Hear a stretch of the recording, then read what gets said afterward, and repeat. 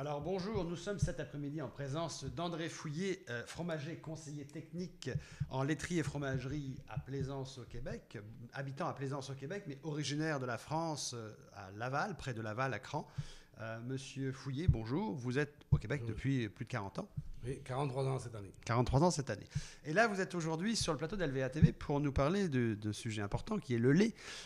Et on voulait vous avoir parce que vous nous avez envoyé une lettre d'opinion il y a en fait quelques semaines. Et ce mois-ci, c'est la lettre la plus lue sur le site. Alors, on voulait comprendre quel était cet engouement pour Monsieur Fouillé, soudainement. Dans votre lettre, vous dites, vous allez nous parler un petit peu de votre parcours depuis 1977, mais dans votre lettre, vous dites surtout que vous voulez mettre fin à l'ensilage. Pour vous, il faut mettre fin à l'ensilage pour le bien-être animal, pour le bien-être humain, il y a plusieurs points que vous soulevez pour régler le problème des dérèglements climatiques. Vous annoncez aussi que ça pourrait régler l'importation du fromage. En fait, vous amenez beaucoup de points. Oui. Mais expliquez-nous d'abord un petit peu votre parcours, très vite. Moi, je suis fromager, donc je suis ici en 1977 pour fabriquer le brie de Vaudreuil, camembert de Vaudreuil.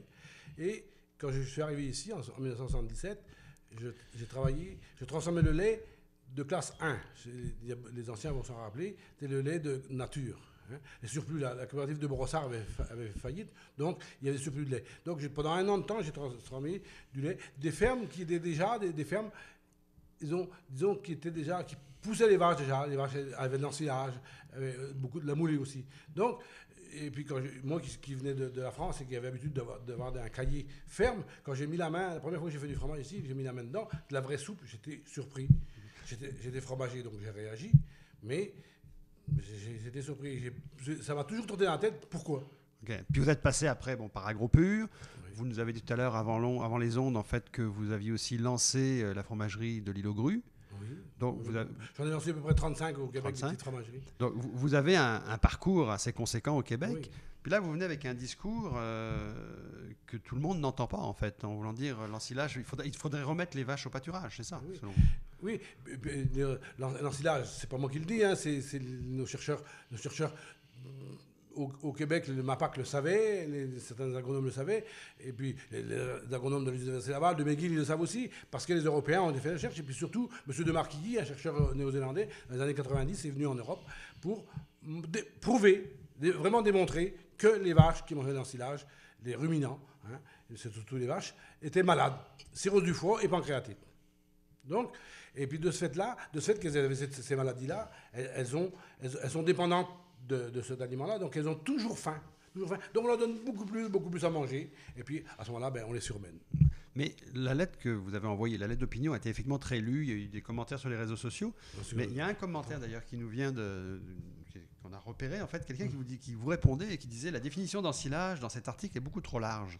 Tout ce qui est écrit est vrai pour un mauvais ensilage. » Toutefois, 80% des cas, dans 80% des cas, effectivement, peut-être problématique d'ensilage. Par contre, pour un bon ensilage, ce n'est pas vrai. Est-ce que vous admettez quand même que selon la pratique, l'ensilage peut être utile? Non, vous n'y croyez pas du tout? Non, du tout. Non. Alors, qu'est-ce qui fait qu'on est rendu à l'ensilage au Québec? Mais on est à l'ensilage au Québec, mais en dans France le monde aussi. entier, dans le monde entier, en France pareil. Sauf dans certaines régions en France où l'appellation d'origine contrôlée l'interdit. Hein. En Comté, en Beaufort, c'est marqué dans le cahier des charges, c'est interdit. Parce que, techniquement, c'est pas possible. L'ensilage véhicule une flore microbienne qui se retrouve dans ces fromages-là, puis ces fromages-là, ça les fait gonfler, ça les fait péter. Donc, ils l'ont interdit. Mais dans la plaine française, c'est exactement le même problème qu'ici, pareil. Est-ce que c'est lié, en fait, à un besoin aussi d'alimenter, en fait, nos supermarchés et qu'on ne peut pas tout le monde faire du côté de Montfort? Oui, mais on peut tous faire du lait de pâturage et de foin. Aujourd'hui, la connaissance que nous avons aujourd'hui de ça nous permet. Et le pâturage, en fait, le pâturage, j'entends bien, mais au Québec, le pâturage, quand il y a 6 mois d'hiver par année, c'est un peu compliqué. Oui, mais les vaches du comté aussi, elles ont 7 mois d'hiver, les vaches dans la montagne. Elles vont 5 mois au pâturage, puis les 7 mois de l'autre, mais ils ramassent du foin pour ça. Donc le reste du temps, on fait sécher du foin. Oui, c'est foin de qualité, je le dis aussi. Oh oui, il existe des procédés aujourd'hui qui sont très efficients, qui ramasser du foin en vrac, sécher en vrac, donc du foin de grande qualité qui remplace, d'ailleurs, il y a plusieurs petites fromageries qui l'ont, hein. On peut citer la fromagerie Lehmann au Lac-Saint-Jean, la fromagerie Médard. Le presbytère? Le presbytère, non, les vaches vont au pâturage et ont du foin, mais il n'y a pas de système de ramassage de foin en vrac encore. Hein. On a quelques-uns. Je pense qu'il y en a un à Saint-Anselme aussi, puis 2 dans les bois froids aussi. Et ces laits-là, je le dis, sont convoités. Bergeron, à Saint-Anne-d'Illy, ramasse le lait de Saint-Anselme, je pense, parce qu'on sait que c'est un lait de qualité supérieure. Puis pour faire le gouda, ben, c'est très bon. Très bien. Quand vous expliquez dans votre lait d'opinion, en fait, que les différents points, le bien-être animal, on peut comprendre, oui, le bien-être humain, peut-être. Mais là, je voudrais juste vous arrêter. Bien-être animal, aussi. Et puis, moi, c'est pas moi qui l'interdit l'ensilage. La FIL, la Fédération nationale des laiteries, ou IDF, National Dairy Federation en anglais, nous dit. En 1907, 1907, quand elle s'est construite, cette file-là, elle a dit « Le lait, c'est le produit qui provient de la traite totale et ininterrompue d'une femelle laitière, bien portante, bien nourrie et non surmenée. » Exactement. Avec l'ensilage, on fait tout le contraire. Oui. Hein, elles sont mal portantes, mal nourries et puis surmenées. Alors, est-ce qu'on respecte... Mais ça, est-ce que c'est un point de vue que vous avez, vous, c'est pas un point de vue, comme fromager ou mon cheminement de fromager m'a toujours fait, je dirais, détester l'ensilage. Mais tout le monde le sait, là. Les gens de l'Université Laval le savent, les gens de McGill le savent, tous les grands... Mais qu'est-ce qui fait, selon vous, alors que si tous les grands chercheurs universitaires savent ça, et que vous dites en plus tout à l'heure, vous dites le MAPAC le sait, comment ça se fait? Parce que dans ma thèse, si on interdit l'ensilage, on interdit le lait, il n'y aura plus de lait. Alors, moi, je veux qu'on fasse une réflexion et qu'on fasse une réflexion, et puis revenir en arrière un petit peu. Aujourd'hui, nous avons les équipements et puis la connaissance pour fabriquer d'autres fourrages que cet ensilage-là. Hein? Oui, moi j'aimerais ça aussi, vous nous expliquer ça, j'allais vous dire, quand vous avez parlé des problématiques que posait l'ensilage, selon vos points de vue, le bien-être animal, le bien-être humain, etc. Mais les 2 derniers points, vous disiez que ça pouvait, en fait, ça pourrait contrer le fait d'arrêter l'ensilage, contrer l'importation des fromages et conserver la gestion de l'œuf. Ben oui, parce que on ferait des fromages de qualité, de bonne qualité. Donc, et puis, de cette façon-là, on peut faire du lait à moindre coût. Donc, on pourrait faire des fromages à moindre coût. Parce qu'on dit au Québec, nos fromages sont trop chers. Parce que le lait est trop cher. Il n'y a pas que ça, il y a d'autres choses aussi. Mais si on a déjà un bon fromage, un bon lait, on fait du bon fromage. Plus de fromage et du bon fromage, on va donc baisser les prix. Donc, la concurrence de l'importation, elle va plus être là. On va la contrer efficacement.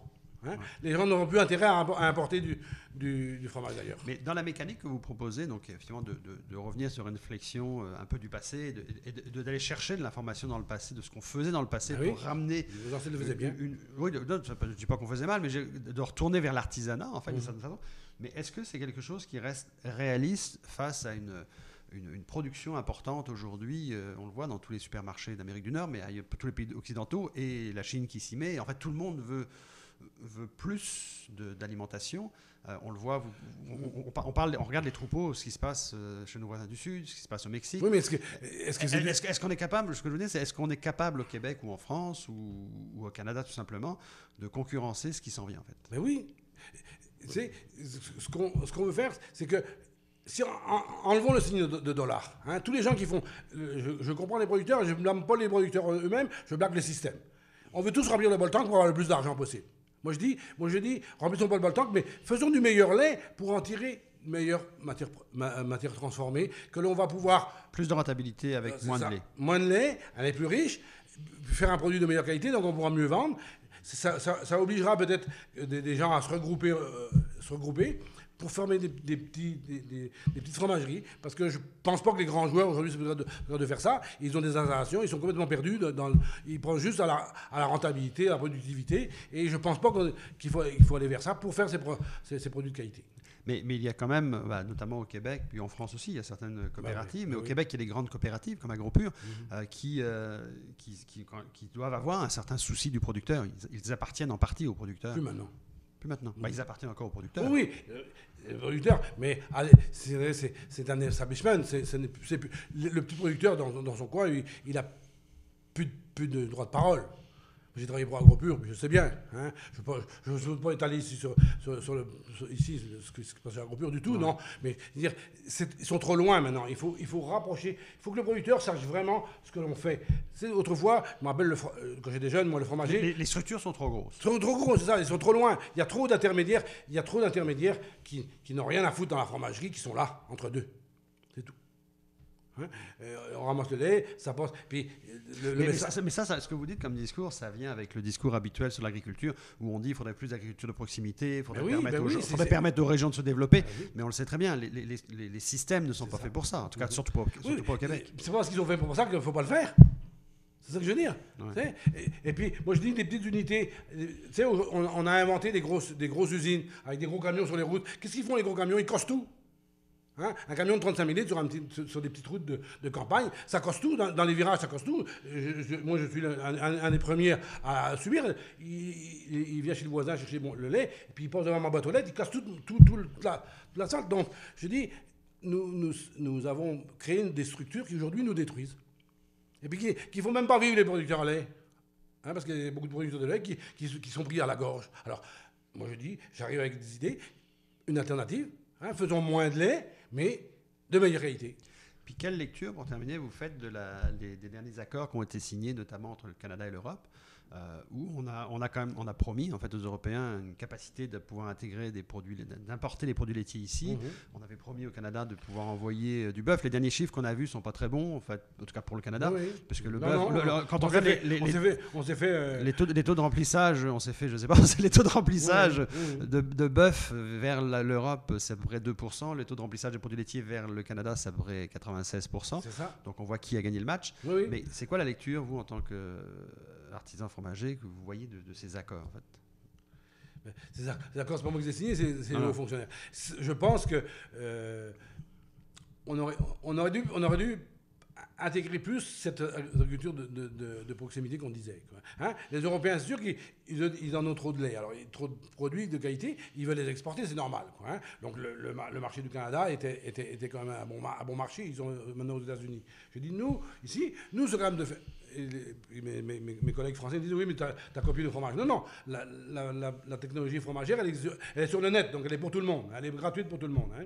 On a juste à l'appliquer. Alors moi, je suis fromager de métier, ça fait 50 ans que je suis dans la fromagerie, et puis je me suis aperçu que c'est pas en faisant beaucoup de lait de mauvaise qualité que l'on fait des bons fromages.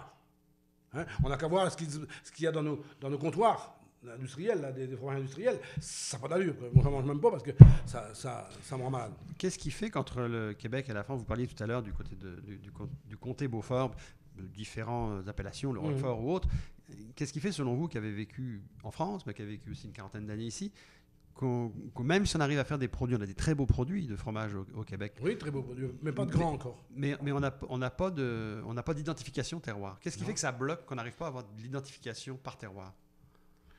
Ben parce que toute la province de Québec est la même, partout.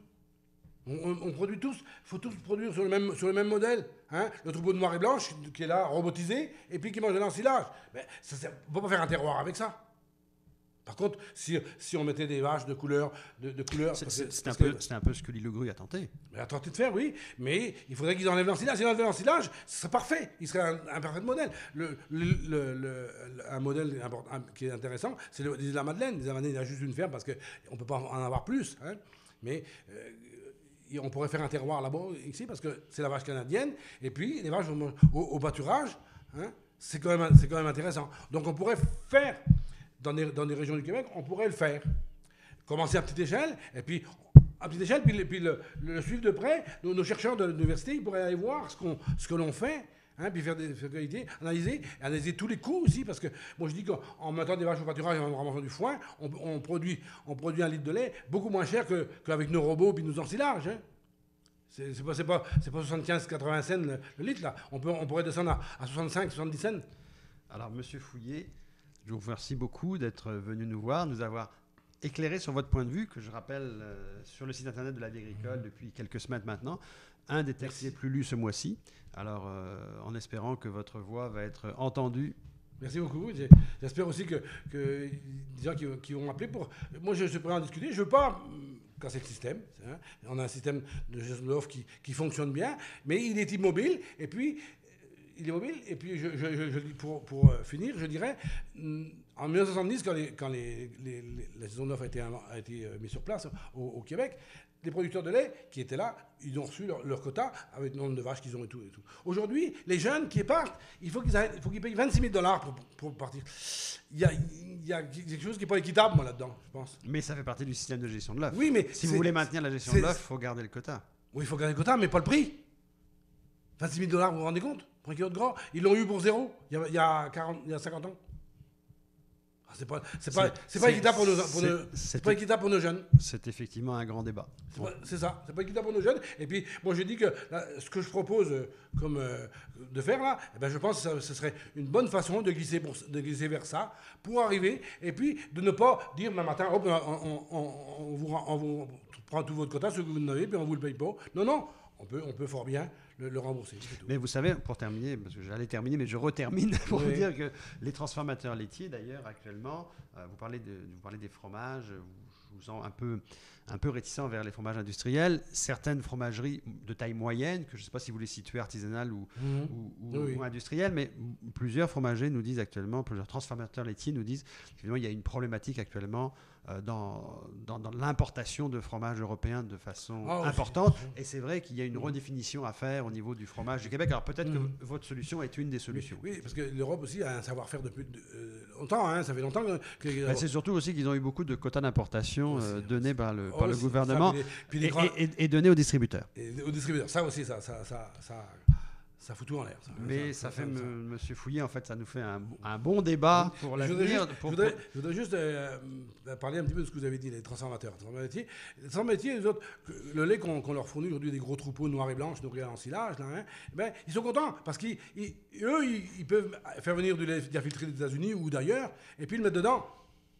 C'est tout, pour boucher. Parce qu'il y a une trop grande différence entre les matières grasses et les protéines. Alors, on a besoin d'écrémer, on en met juste un peu de diafiltré. Et puis le diafiltré, qui vient d'ailleurs, c'est du fromage canadien. Alors là aussi, nos transformateurs, qu'ils soient privés ou coopératifs, hein, ils ont une part de responsabilité. Oui, ça a fait d'ailleurs partie de plusieurs enquêtes qu'on a menées dans les 2 dernières années sur le lait diafiltré, même s'il y a eu un petit peu de contrôle à la frontière depuis. Il reste que la problématique du lait est une problématique majeure. C'est intéressant de vous recevoir et d'avoir votre lecture un peu artisanale. Ça tombe bien parce que la vie agricole va, avec l'Institut Jean Garon, cette année se pencher sur la problématique du lait. Donc probablement qu'on va être amené à se reparler. Ça ferait grand plaisir. Puis de bien écrire. S'il y a des gens qui veulent, je suis prêt à m'asseoir avec eux, puis d'écrire ça, puis de faire un plan, de discuter. Il faut qu'on avance, et puis il faut qu'on donne l'espoir pour nos jeunes. Nos jeunes, ils veulent plus. Ils peuvent plus. C'est pas qu'ils veulent plus, ils peuvent plus. Merci, Monsieur Fouillé. Merci, M. Batelli.